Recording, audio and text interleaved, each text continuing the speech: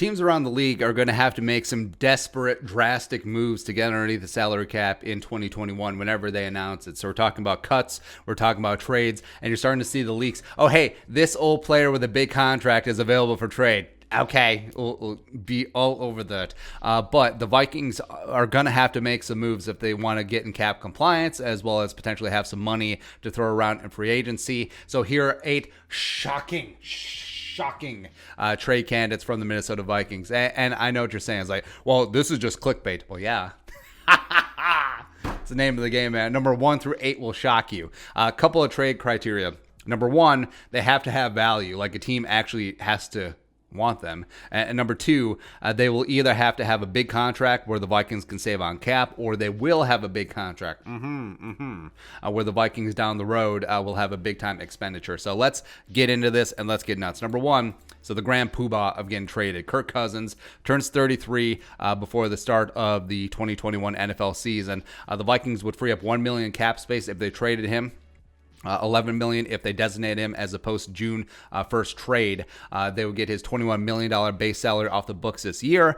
Plus, they would avoid that $45 million balloon cap hit payment in 2022 with that $35 million base salary, which comes fully guaranteed on March 19th. But last year, 2,665 yards passing, 35 touchdowns, 13 picks, 10 of which came in the first 6 weeks. So he recovered, played some great ball, 105.5 quarterback rating, and him and Clint Kubiak, like Vulcan mind meld, it's great. And I do expect Kirk Cousins to be the starting quarterback of the Vikings. I think that he gives the Vikings the best chance in 2021. And I'm not a Kirk Cousins apologist. We're just calling balls and strikes here. I think he's played the best ball of his career with Clint Kubiak as his QB coach. But you know, hey Niners, hey Broncos, hey Panthers, you were reportedly in on the Matthew Stafford deal. Why not get yourself a better version of Matthew Stafford in Kirk Cousins?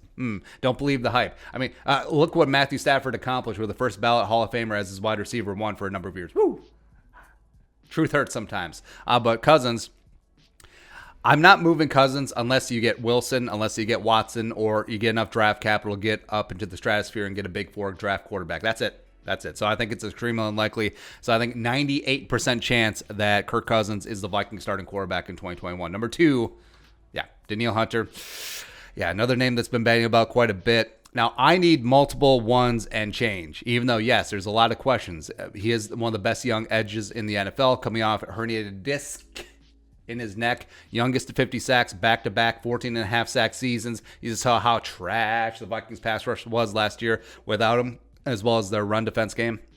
88 pressures in 2019, second best in the NFL, would have led the league this year by 11. Shaq Barrett had 77. Vikings would save $150,000 in cap if they traded him, $7.15 million in 2021 if he was a post-June 1st trade designation. So it's not really about the cap. It's more about getting immediate value for a player who's coming off a major surgery. You have some questions about, wants a big contract. So you're sort of just like getting it out of the way early on, where I would pay him.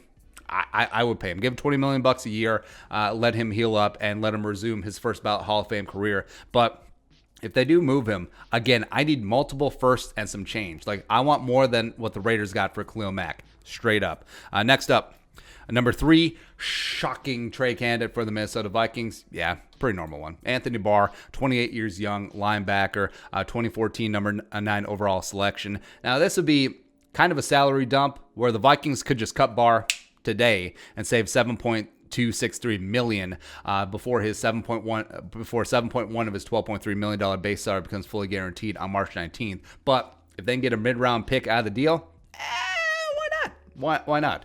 Problem is, his role as strong side linebacker for the Vikings is very unique to the Zimmer defense. Really, only Jamie Collins around the league in terms of 4-3 strong side linebackers is comparable. But hey, Raiders, hey Jets, hey Dolphins, you want to, hey, call up, give us a 4th round pick? I'm in. Oh, 3rd round pick? Oh, that's too generous of you. So those are the obvious ones, those 3. Now, let's get nuts. Number 4, Adam Thielen. Oh my God. Oh, this one hurts. It hurts so good. I know it hurts so bad, man. The Pride of Detroit Lakes, Mankato State University Community College, as Minnesotan as Grain Belt Premium, Heggie's Pizza, and not letting people zipper merge. Adam Thielen is a Minnesota institution. 74 catches, 925 yards, 14 touchdowns last season, but is going to be 31 this year. And the Vikings can save $8.069 million by moving him. Nice? No, not nice.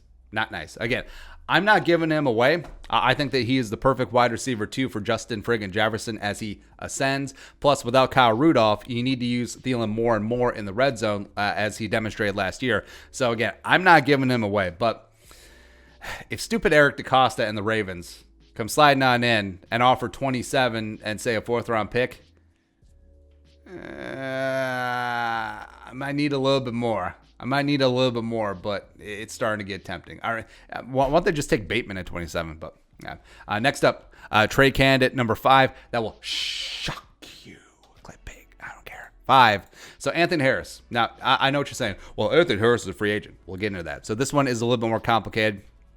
He's a free agent, but the Vikings can franchise tag him for the second time. They tagged him last year at $11.441 million. Not really worth the dough, but that's hindsight. Now, they could try to tag and trade him since he could have a decent free agent market, but that 20% raise is $13.73 million, and he could sign that right away and keep the Vikings on the hook and have them be liable for that money, whether he's traded or not.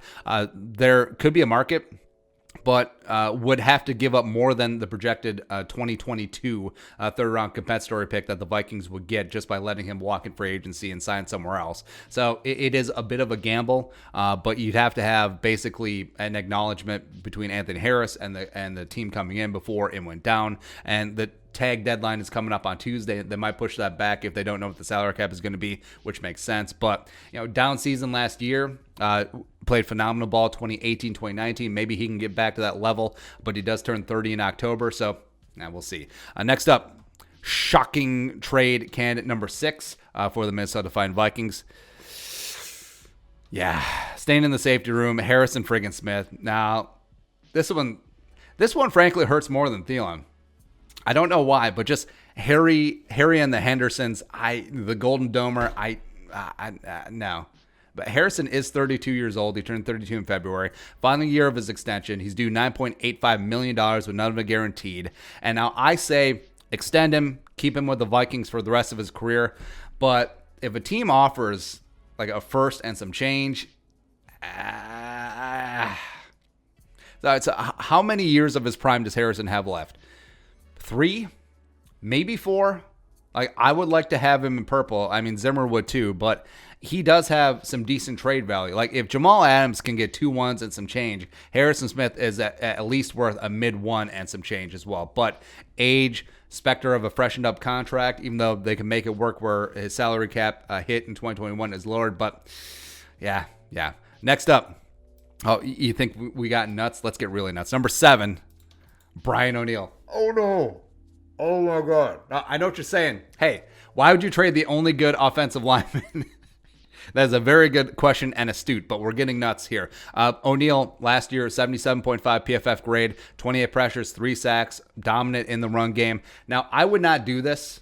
Again, he's one of the very few homegrown Vikings offensive linemen that are actually good. So hang on to him. But what if ONeill is eyeing Lane Johnson money? Or what if he's looking at left tackle money? Because he's like, I'm a right tackle, but I don't know, maybe you jabronis will move it to the left side. I don't know. I deserve to get paid because look at the rest of this offensive line. And he would have a point. Absolutely would. That is his leverage. Plus, he might be your most valuable trade asset. I mean, absent Danielle Hunter, like, you might fetch the most for him, potentially 2 1s. Like, you're probably not going to get the stupid Laramie Tunsil compensation, but you have yourself a young guy just coming off his rookie deal where he's already established as one of the up-and-coming right tackles in the game, potentially could play left tackle. That's going to have a ton of value out there. Again, I would not do it. Pay that man his money and solidify one side of the line for years. But, I mean, teams may see ONeill as a left tackle, especially teams are like, hey, we're ready to win right now and let's go. Or if you're a team like the Dolphins and you have left-handed Tua and you could plant ONeill at right tackle, kick Robert Hunt into guard, and right tackle being the de facto blind side. Well, it is a blind side for Tua, and Brian O'Neill's like, here I am. Still on the blind side, even though I stay on the right side to keep my footwork intact. Or if you're a team like the Colts and you're like, hey, we'll offer you 21 and 54 for ONeill. We're going to have him play left tackle. He's going to be next to Quentin Nelson. He's going to be a future Hall of Famer now. Like, what do you do? I mean, the Colts have the cap space to trade for him, pay him, and pay Quentin Nelson. I mean, what do you do? I mean, does Chris Ballard want to completely build a bully to protect Carson Wentz, or is he going to trust a rookie on that blind side? Probably not. It would be tempting. Again, do not trade Brian O'Neill, but I mean, if you get buku trade capital, like 21.54 and change from the Colts, I don't know. Lastly, so this one is pretty obvious. So left tackle Riley Reeve. And yes, the pride of Iowa. Nah, just kidding. We're getting nuts here. Dalvin Cook. Oh my God. So Dalvin, I'm not trading Dalvin because the Vikings still are going to be a run-first team. It makes sense if you have a top 2 running back in the game. But you saw how poopy the Vikings offense was without Dalvin Cook last year, and I get it. I understand it. But his trade value would never be higher. It wouldn't be. Last year, 1,557 yards rushing, 1,918 yards from scrimmage, 17 touchdowns. Basically, all of those were second in the league behind, well, either Henry or Kamara after he put 6 touchdowns up on the Vikings on Christmas. Turns 26 this year, and like we said, his trade value would never be higher. So if a team that be looking to freshen up the running back position like the Jets or the Dolphins or the Steelers offer you a 1 and some change for a superstar running back, by the way, it'd be a hell of a deal for them since his base salary is only $1.5 million. They only have to pay him $1.5 million for 2021, plus his 2022 and beyond salaries are not guaranteed. He would have a ton of value. So if we're gonna get nuts, the Vikings would have to eat about $1.6 million in dead cap if he's a post-June 1st trade designation, but they would avoid his $8.3 million 2022. But like we said, that's not fully guaranteed. Again, I would hate it. I wouldn't do it, even though the running back position is significantly devalued in the NFL. It is an anomaly to have a running back on a premium contract, and also Zimmer would probably retire rather than trade Dalvin. Actually, maybe we should trade Dalvin, but that's it. Those are 8 shocking Vikings trade candidates. Number 1 through 8 will shock you. What are your thoughts on our thoughts? Let us know in the comment section below. Subscribe for daily Vikings takes. Want to support that work? Post some in the Venmo. But until next time, Skol production value.